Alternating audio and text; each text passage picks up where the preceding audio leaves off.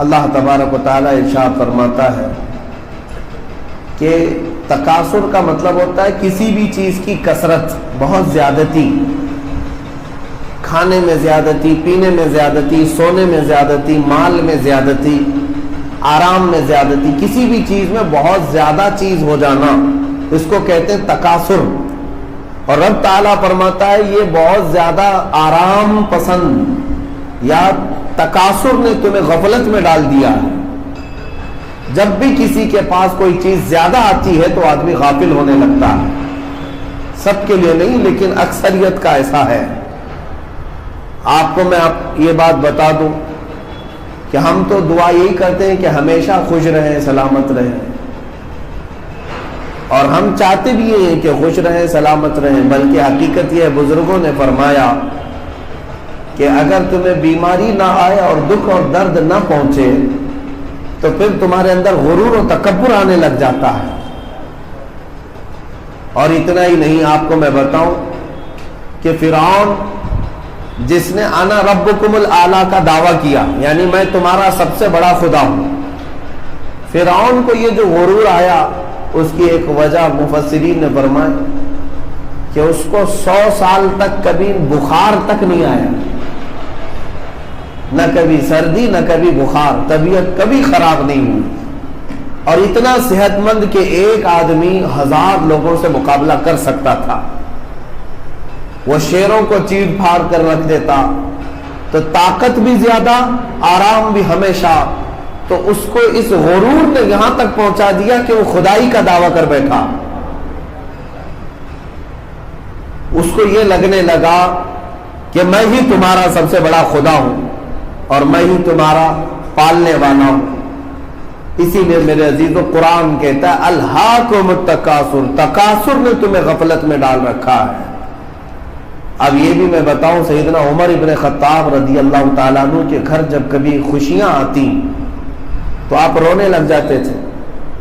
خوشی میں بھلا کوئی روتا ہے، لیکن حضرت عمر روتے تھے۔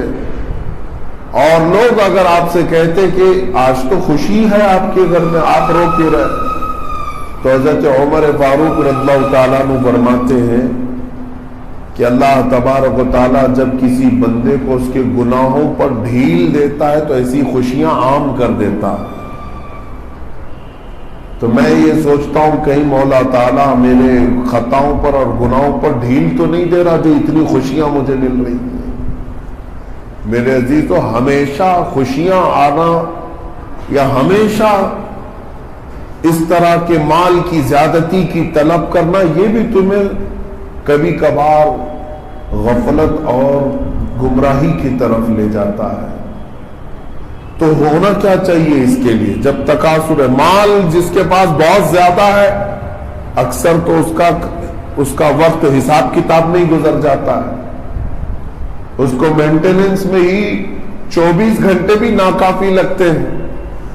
بہت سارے ایسے بزنس مین ہیں جن کا حال یہی ہے کہ ان کو استنجا کی بھی اور کھانے پینے کی بھی فرصت نہیں ہے۔ وہ کہتے ہیں اس لیے کہ ان کا حساب کتاب مینٹیننس اتنا زیادہ ہے کہ وہ دیکھتے دیکھتے تھک جائیں۔ یہ مال کی زیادتی والوں کا حال ہے۔ صحت کی جس کے پاس زیادتی ہے وہ اپنا اکثر اوقات تو جیم میں گزارنے پہ صرف کرتا ہے، یا پھر اپنی باڈی کو مینٹین کرنے میں، انہی خوشیوں میں ہے۔ جائیداد کی کثرت جس کے پاس ہے وہ زمینوں کا حساب کتاب میں ایسا مصروف ہے کہ اسے ایک سجدہ کرنے کی بھی توفیق نہیں مل پا رہی۔ کسی بھی چیز کی کثرت جو ہے انسان کو غافل کر دیتی ہے۔ اسی لیے اللہ کی بارگاہ میں تکاثر یا کثرت نہ مانگو، بلکہ جب بھی مانگو تو اللہ تعالیٰ سے غنا مانگو۔ اے اللہ تو مجھے غنی بنا دے۔ غنی اور چیز ہے، امیر اور چیز ہے۔ امیر کو بھی امیر جو ہے وہ بھی مالدار کو ہی کہتے ہیں، غنی کو بھی غنی بھی جو ہے مالدار کو ہی کہتے ہیں، لیکن دونوں میں فرق یہ ہے امیر جتنا بھی کمائے گا حرص اور باقی رہے گی اور تھوڑا سا آ جائے، اور غنی وہ ہے جس کے مال آنے کے بعد مزید کی خواہش نہ رہے، جس کا پیٹ بھر گیا، سیراب ہو گیا، اللہ نے جو دیا وہ بہت ہے، یہ غنی ہوتا ہے۔ اور غنا کسی کو اگر مل گئی تو یہ اللہ کا اس پر بڑا فضل ہے، بڑا فضل ہے، ورنہ عام انسان کی حالت تو یہ نہیں ہوتی۔ حضور اکرم صلی اللہ تعالی علیہ وسلم نے تو ارشاد فرمایا انسان کی کیفیت تو یہ ہے کہ دو پہاڑوں کے بیچ میں موجود ایک وادی بھر کر کسی کو سونا دے دیا جائے، اتنا سونا تیرا ہے، تو وہ خواہش کرے گا کہ اس طرح کی ایک وادی اور ہوتی تو کیا یہ اچھا ہوتا۔ رسول پاک صلی اللہ علیہ وسلم فرماتے ہیں اور اگر اس کو دوسری وادی بھی دے دی جائے تب وہ تیسری کی تمنا کرے گا۔ آپ کو اندازہ نہیں ہے یہاں پر سونا چاندی ہیرے جواہرات جمع کرنے والے اتنے بڑے بڑے لوگ آئے، مجھے حیرت ہوتی ہے میرے عزیزوں۔ ہم نے ابھی ماضی قریب میں دیکھا لیبیا، تونس، مصر اور یمن، یہاں جو ریولیوشن آیا اور جن کے تختے پلٹے گئے، 30 سال کی حکومتیں جنہوں نے کی ہیں، ان کے جائیداد اور ان کے اموال کی جو ایک رپورٹ شائع ہوئی، اس میں ایک ڈکٹیٹر کے پاس تو تقریباً 3 ٹن سونا، 3000 کلو سونا، کسی کے پاس اس سے بھی زیادہ، اور سارا کا سارا جمع کرتے کرتے ایسے غافل ہو گئے کہ انہیں انصاف بھی یاد نہیں رہا اور حساب کا دن بھی یاد نہیں رہا۔ اسی لیے کیا ہی خوب کہا ہے شاعر نے، اگر سمٹے تو ایک مشت خاک ہے یہ انسان، اگر سمٹے تو ایک مشت خاک ہے یہ انسان، اور اگر پھیلے تو وسعت کونین میں سما نہ سکے۔ یہ جب پھیلتا ہے تو اس کو دونوں جہاں بھی ناکافی لگتے ہیں، اور بھی جگہ چاہیے، اور بھی جگہ چاہیے۔ ایک صاحب جن سے ہماری ملاقات ہوئی بڑے تگ و دو میں پریشان ہیں، ہر دوسرے تیسرے دن پر ہمارے ساتھ ان کی بات چیت ان کی ضروریات کو لے کر یا ان کے مسائل کے حل کو لے کر۔ ایک دن غور سے ان کے سارے مسائل سنے تو حیرت ہوگی آپ کو، جن کے پاس تقریباً آج کے زمانے میں 150 ایکڑ زمین موجود ہے جس کی قیمت کئی 100 کروڑ پڑ جاتی ہے، اور اس کے علاوہ شہر میں بڑے بڑے کمپلیکس جائیداد موجود ہیں اور گھر بار گاڑیاں سب کچھ موجود ہیں، لیکن ہر 2-3 دن پر بے چینی اور بے سکونی کے لیے ان کی شکایتیں ہیں۔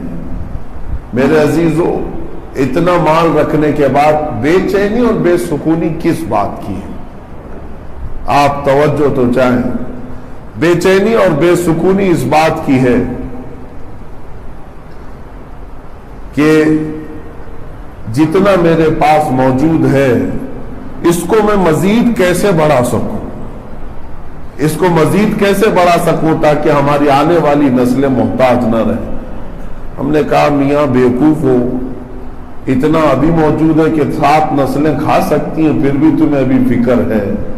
تم اپنے آخرت کی فکر کرو، ابھی چند دنوں کے بعد قبر میں جانے والے ہو۔ تم اپنی نسل کی فکر میں اللہ اس کے رسول کو بھول بیٹھے۔ عزیزان گرامی وقار، بات بے شمار مثالیں ایسی ہیں جن کے پاس کثرت آ گئی کسی بھی چیز کی، وہ غافل ہو گئے۔ غافل ایسے ہوئے، آپ کو یہ بھی بتا دوں کہ قرآن پاک نے اللہ تعالیٰ نے یہ بھی فرمایا، قارون جس کو اللہ نے اتنے خزانے دے دیے تھے کہ جن خزانوں کی چابیاں 70 اونٹوں پر لاد کر لی جاتی تھی، صرف چابیاں۔ اب اندازہ کریں کہ خزانے کتنے ہوں گے۔ ہم گئے ہیں مصر میں، دیکھے وہ آج بھی بحیرہ قارون کے نام سے ایک علاقہ مشہور ہے جہاں پر اس کا سارا خزانہ دھسا دیا گیا تھا عذاب کے طور پر۔ ہوا کیا تھا؟ اللہ نے بہت کچھ عطا کیا، لیکن حکم آیا، موسیٰ علیہ السلام کی امت میں تھا کہ تو اپنے مال میں سے زکوٰۃ ادا کر اللہ کو راضی کرنے کے لیے۔ ان کی امت میں تو زکوٰۃ جو ہے 25% تھی, ہمارے ہاں تو 2.5 ہے, 1/4 زکات دینا پڑتا. تو اس نے کہا یہ بہت زیادہ ہو جائے گا. حضرت موسیٰ علیہ السلام نے رعایت کروائی اللہ کی بارگاہ میں کہ اللہ اس کو کچھ رعایت دی جائے. اللہ بہتر جانتا ہے. رعایت بھی فرمایا تو رب تعالیٰ نے اتنا کہ فرمایا گیا کہ 1000 روپے میں 1 روپیہ دینے کا اسے حکم ہوا. بہت کم ہو گیا, 100 میں 1 کی بات نہیں کرو, 1000 میں 1 دینے کا حکم ہوا. اب اس حکم کے مطابق جب وہ اپنا حساب کتاب کرنے کے لیے بیٹھا تو کئی خزانے صرف زکات میں نکل کے جا رہے تھے. 1000 میں 1 کے حساب سے بھی کئی خزانے صرف زکات میں جا رہے تھے. تو جو خزانے زکات میں جا رہے تھے ان کو دیکھتا اور حسرت میں پھر اس کی نیت خراب ہونے لگ گئی. کہا کہ اتنا مال میں فری میں مفت میں کسی اور کو کیوں دے دوں, کون کیا بگاڑ لے گا میرا. اس بات پر اس نے کیا کیا, ایک عورت کو جو زانیہ عورت تھی خریدا پیسوں سے اور کہا کہ موسیٰ پر تو تہمت لگا دے کہ تیرے پیٹ میں بچہ جو پل رہا ہے وہ موسیٰ کا ہے. یہ مالداروں کی چربی ایسی ہے کہ اللہ تبارک و تعالیٰ کی بارگاہ میں دینے کے لیے ہاتھ نہیں اٹھتا, لیکن غلط کاموں کے لیے ان کے پاس لاکھوں روپے بھی آ جائیں. رشوت دینے کے لیے آج یہ 10-10 لاکھ روپے خرچہ کرتے ہیں, سیٹنگ کرنے کے لیے 50 لاکھ روپے بھی دے دیتے ہیں. انکم ٹیکس والے اگر چھاپا مارنے آ جائیں تو ڈیلنگ کرنے کے لیے تو 500,000 روپے تو بات نہیں کرتے, لاکھوں میں بات کرتے ہیں, لاکھوں میں بات کرتے ہیں. اللہ کے گھر میں جب دینے کی بات آئے تو پھٹی پرانی 10 روپے کی نوٹ زیادہ سے زیادہ 50 روپے دے کر دن بھر وہ جتائے. اللہ کے گھر میں دینے کی بات آئے, اللہ ماشاءاللہ سب کی بات نہیں کر رہا ہوں, لیکن جس کا دل غافل ہو گیا ہے مال کی کثرت کی وجہ سے ان کا حال یہ ہے. ان کا مال اسی طرح سے رشوت دینے میں, لوگوں کا منہ بند کرنے میں, یا پھر دنیاوی معاملات میں خرچ ہو جاتا ہے, لیکن اللہ کی بارگاہ میں نہیں.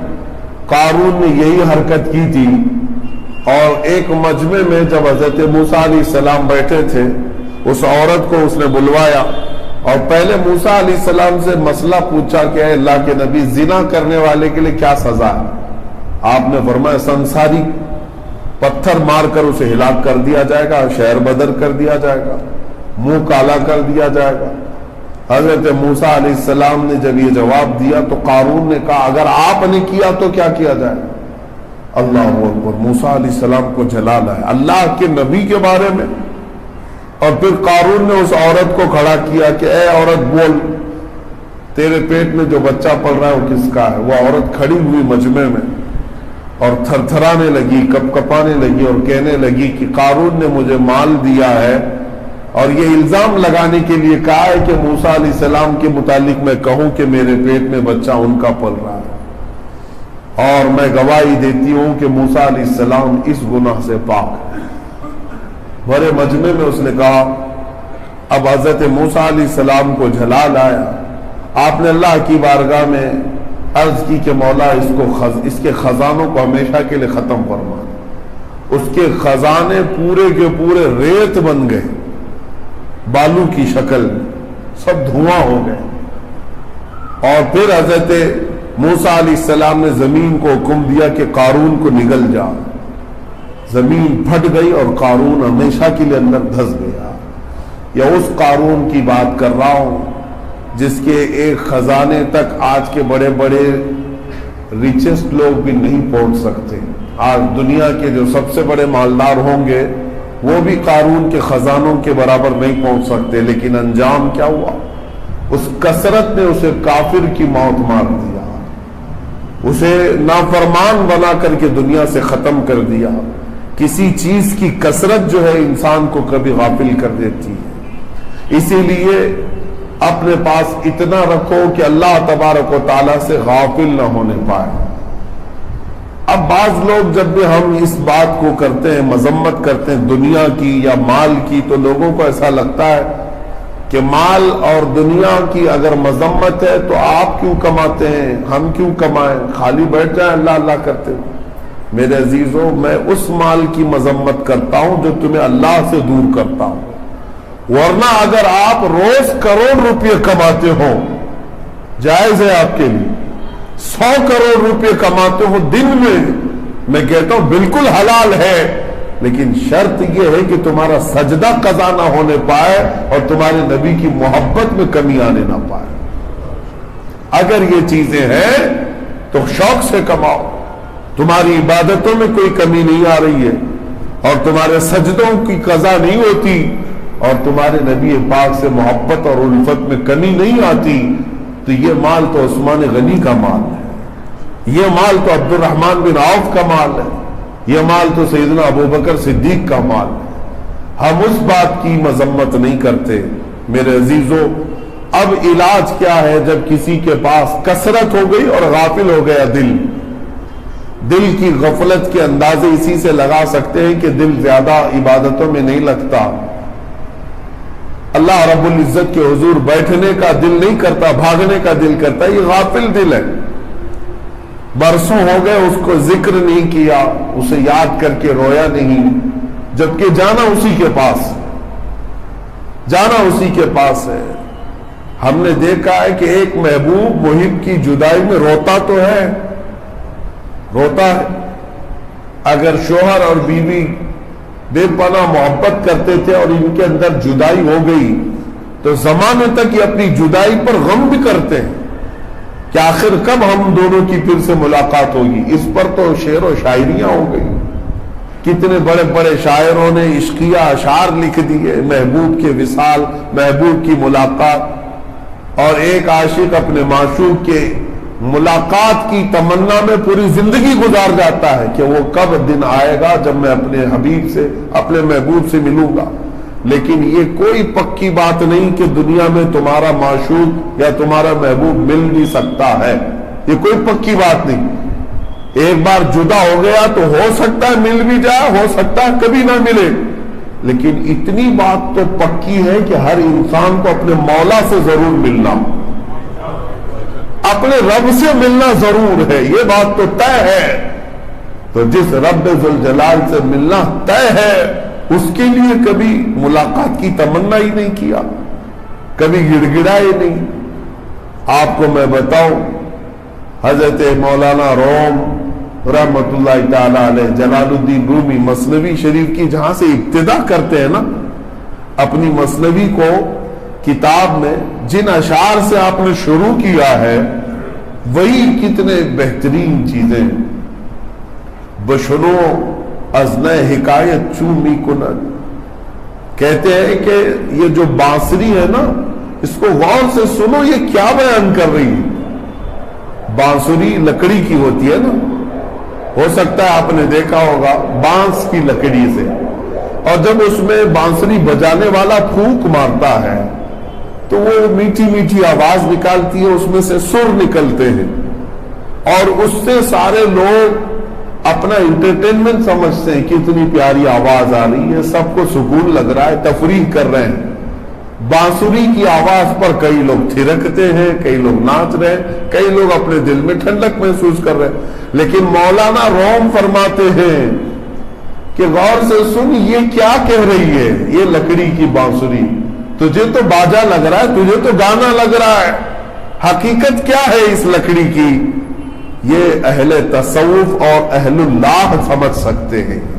کہتے وز جدائی ہا شکایت بھی کنت، اصل میں یہ بات ہے کہ یہ جو بانسری سے جو آواز نکل رہی ہے یہ اس کے رونے کی آواز ہے کہ اس کو انسان نے اس کی اصل سے کاٹ کر کے اپنے باجا بنا دیا۔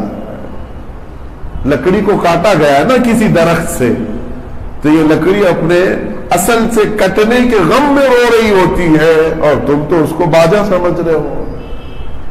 کہ یہ بانسری کے متعلق مولانا روم فرماتے ہیں کہ جب اپنے اصل سے دور آ گئی ہے تو یہ روز روتی رہتی ہے، روز روتی ہے، اور اس کو دنیا میں انسان یہ سمجھتے ہیں میٹھی آواز ہے۔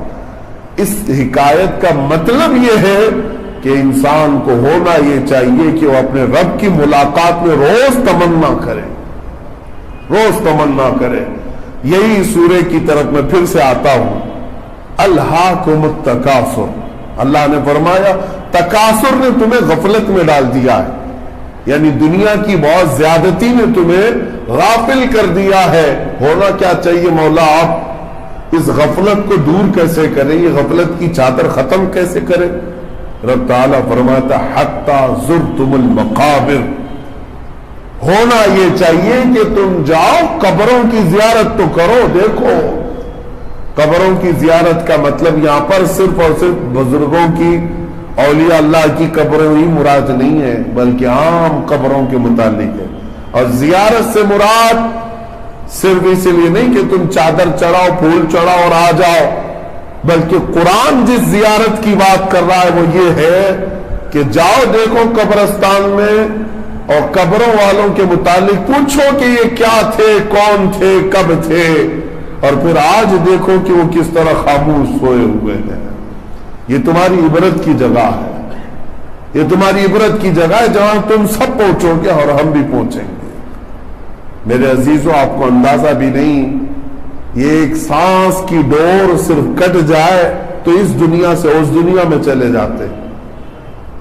صبح ناشتہ ہمارے ساتھ کرنے والا شام میں قبرستان میں سویا ہوا ہے، آج ہمارے ساتھ نماز پڑھنے والا، جمعہ کی نماز پڑھنے والا، عشاء میں دیکھو تو اس کی تدفین ہو چکی ہے۔ ایسی موتیں آئی، مختصر سی یہ سانسوں کی ڈور رک جاتی ہے، دنیا بدل جاتی ہے۔ اسی لیے رب ذوالجلال نے فرمایا تمہیں چاہیے کہ جاؤ قبروں کو دیکھو۔ یہ بڑے بڑے لوگ بھی ہیں اس کے اندر، بڑے بڑے پیسے والے جن کے پاس دنیا بہت آئی، جن کو دولت بھی دی گئی، گاڑیاں بھی دی گئی، گھر بھی دیے گئے، جائیداد بھی دیے گئے، لیکن آج ان کے پاس ایک پھوٹی کوڑی بھی نہیں ہے جس میں یہ سو رہے ہیں۔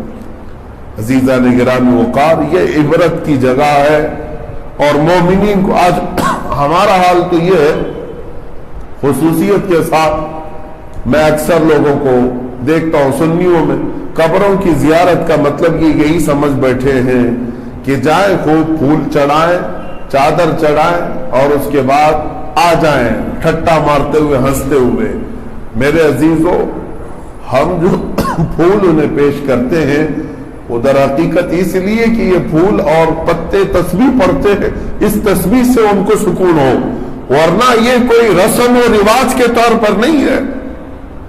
ہو کیا آ رہا ہے، قبرستان میں لوگ ٹھٹا مار کر ہنس رہے ہوتے ہیں، لطیفے سنا رہے ہوتے ہیں۔ تمہیں اندازہ بھی ہے کہ وہاں کی زندگی کتنی سخت ہے، کتنی سخت ہے۔ اس کثرت نے تمہیں ایسا غافل کر رکھا ہے۔ روایات میں ہے کہ اگر قبر کو کھول دیا جائے، ابھی تو کھولی جاتی ہیں قبریں، لیکن جن قبروں میں عذاب ہو رہا ہوتا ہے، فرمایا گیا کہ اگر ان قبروں کے اندر کے حالات تمہیں بتا دیے جائیں تو تم دنیا میں 1 منٹ زندہ رہنے کو بھی پسند نہیں کرو گے، دنیا سے اوب جاؤ گے، تھک جاؤ گے اگر وہاں کے حالات بتا دیے جائیں۔ اسی لیے قرآن کہتا ہے حتی زرتم المقابر، جاؤ قبروں کو دیکھو۔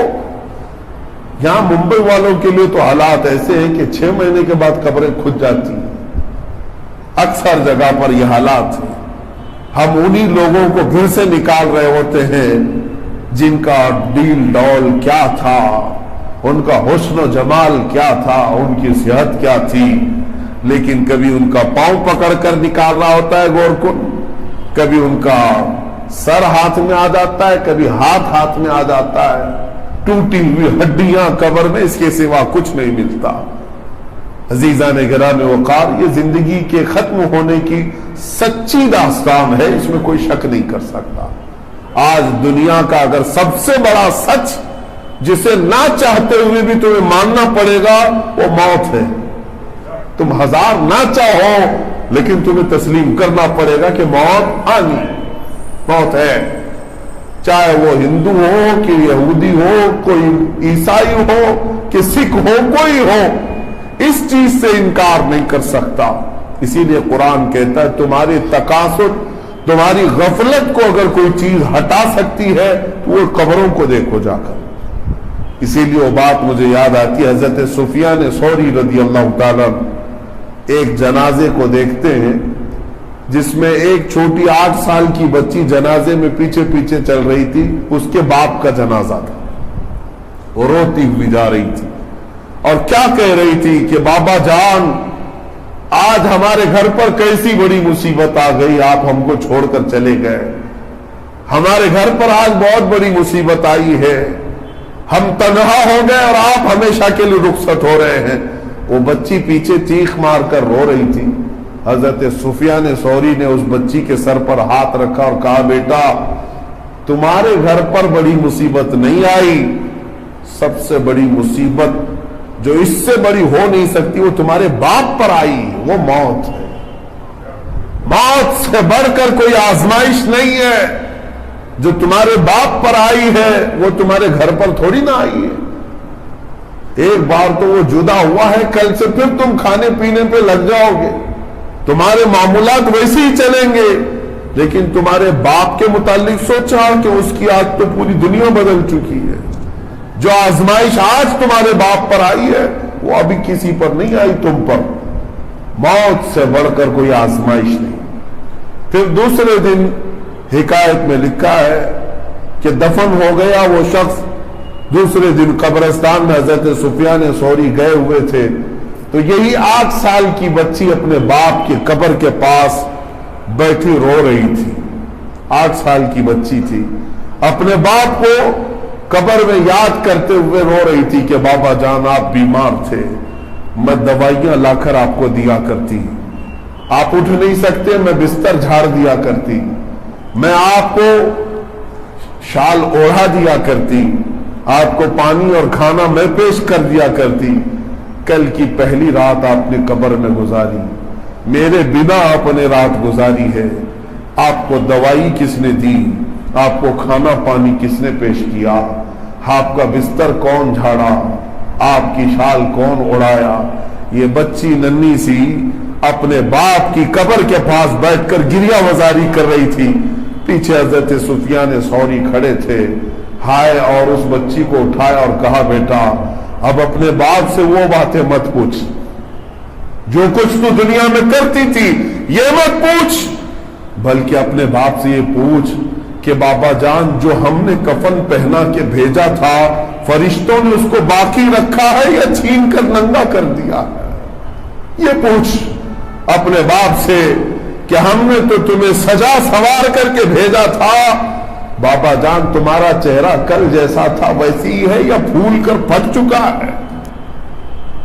اپنے باپ سے یہ پوچھ کہ ہم نے تمہیں نہلا دھلا کر کے بھیجا تھا اسی طرح قبر میں موجود ہو یا ہر جگہ سے نجاست نکل چکی ہے.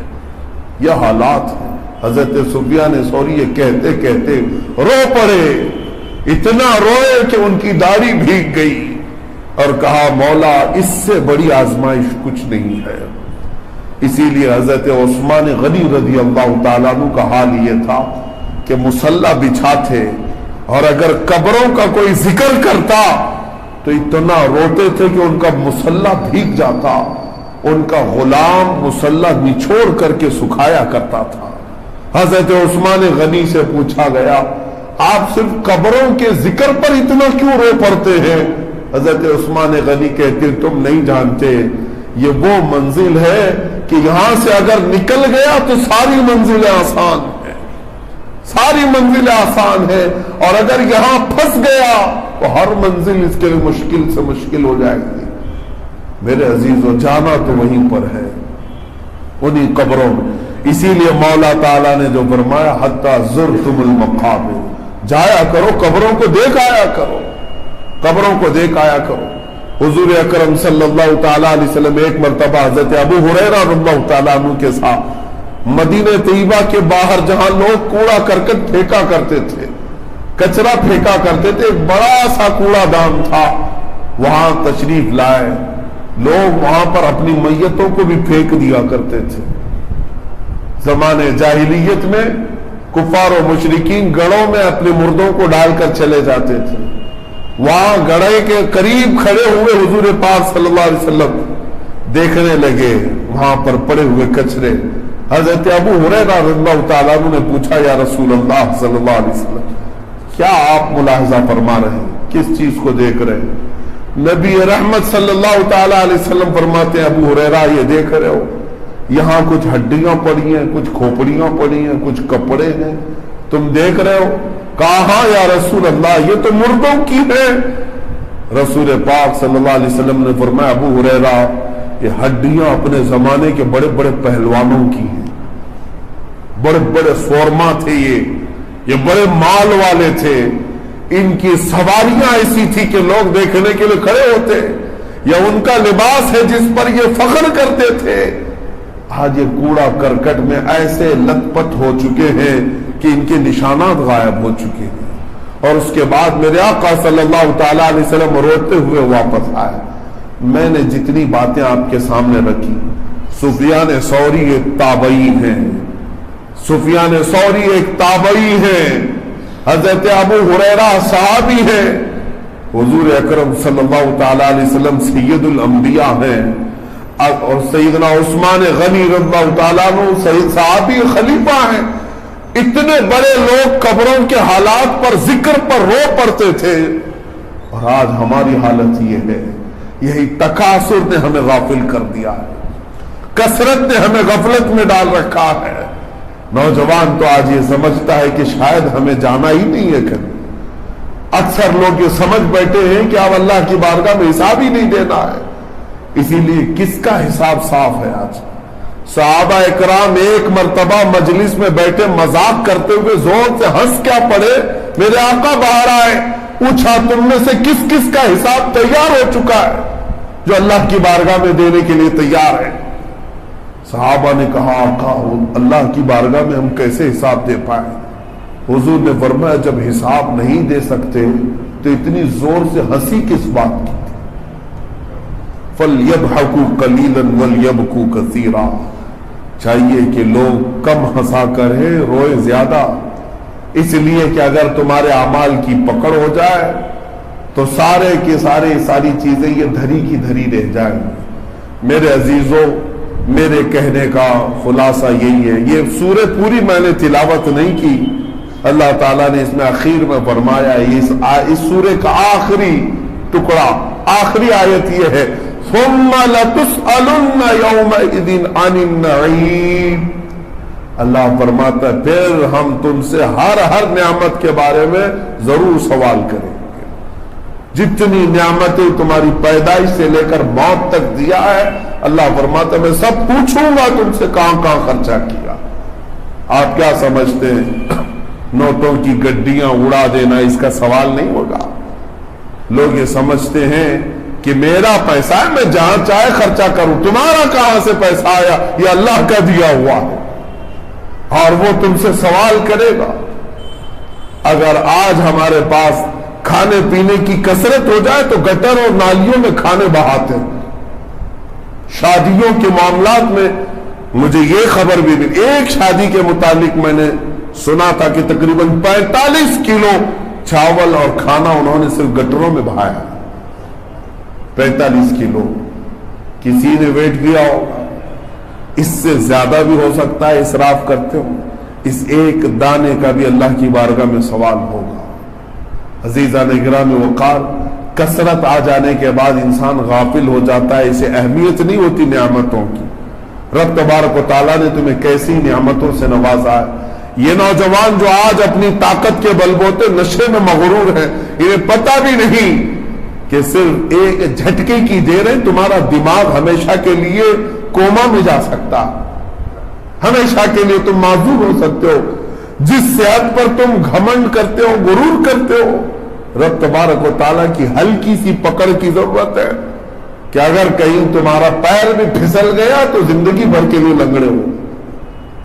कली की बात है, हमारे साथी एक मौलाना साहब फोन करते, काफी दिनों के बाद बात हुई तो रो रहे थे। हमने पूछा क्या बात है? कहा बैक पेन था, कमर में तकलीफ थी, अच्छे खासे, मेरी उम्र की बात कर रहा हूं। हमने دوائی کرائی، علاج کے طور پر ایک آپریشن کا سجیشن دیا، آپریشن کرایا، اس کے بعد نیچے کی جان چلی گئی۔ 2 بیٹیاں ہیں چھوٹی سی، اور دھر سے نیچے کی جان ہی چلی گئی۔ اب 1000 لوگوں کو بتائیں، ہر کوئی کہتا ہے کہ نہیں، اب آخری سانس تک تم اسی حالت میں رہو۔ کہتے ہیں کہ میرا پیشاب پخانہ ہو جاتا ہے، پتہ نہیں چلتا بستر پر۔ یہ تو اللہ کا کرم ہے کہ جب تک ہمارے لیے رب تعالیٰ نے لوگوں کے دلوں میں محبت رکھا ہے، میرا دیکھ ریکھ کر رہے ہیں۔ باقی تو میرے عزیزوں میں سوچ بھی نہیں سکتا کہ جو ایک زمانے میں اچھل کود کرتا تھا، ہٹا کٹا آدمی، جس کی تقریریں، جس کی نعتیں، اور جو ہر جگہ ہنسی خوشی گھومتا تھا، آج اس کی حالت یہ ہے کہ پیشاب پاخانے کا بھی احساس نہیں۔ رات بھر درد سے احساس ہوتا رہا اور رونا آیا، اے بار الہ تو نے سچ فرمایا، یہ تیرے ہر کام حکمت سے بھرے ہوئے ہیں، اور جب تو چاہے بندوں کو پکڑ لے اور جب چاہے تو آزاد کرے۔ اسی لیے اے میرے عزیزوں، قرآن کی اس آیت پر آ جاؤ۔ رب تعالیٰ نے جو فرمایا الہاکم التکاثر، کثرت نے تمہیں غافل کر دیا ہے۔ کوئی چیز کثرت سے تمہارے پاس ہے تو اسے کم کر لو تاکہ حساب کتاب کم ہو جائے۔ تمہارے پاس کپڑوں کی زیادتی ہے تو تھوڑا کم کر لو دوسروں کو دے کر، کھانے پینے کی زیادتی ہے تو کم کر لو دوسروں کو دے کر، تاکہ تمہارے حساب کتاب میں آسانیاں ہو جائیں۔ اور اگر غفلت نہیں جاتی تو قبروں کے پاس چلے جاؤ، قبرستان میں جاؤ اور غور سے ان کو دیکھنا، ہو سکے تو کسی قبر کے پاس بیٹھ کر کے سوچنا۔ ممبئی میں تو ایک قبر میں نہ جانے کتنی لاشیں دفن ہیں، کتنی لاشیں۔ یہ وہ سب لاشیں ہوں گی جو کسی زمانے میں مرسڈیز سے گھومتے تھے، کسی زمانے میں BMW سے گھوما کرتے تھے۔ آج ان کو پیر اور ہاتھ حرکت کرنے کی بھی اجازت نہیں ہے، بلکہ فرمایا گیا مردہ ہمیشہ یہ چاہتا ہے کہ سر اٹھا سکوں، ایک سجدہ کروں۔ رب تعالیٰ فرماتا اب نہیں، عمل کا وقت ختم ہو چکا، تم سجدہ تو دور کی بات ہے، اس کی تسبیح بھی نہیں کر سکتے، ختم ہو چکا، دارالعمل ختم ہے۔ اسی لیے ہمارے آخری سفر سے پہلے ہمیں اللہ رب العزت کی طرف لوٹ آنا چاہیے۔ اللہ تعالیٰ ہمیں اپنے اعمال کی اصلاح کی توفیق عطا فرمائے۔ رب تبارک و تعالیٰ اس تکاثر اور کثرت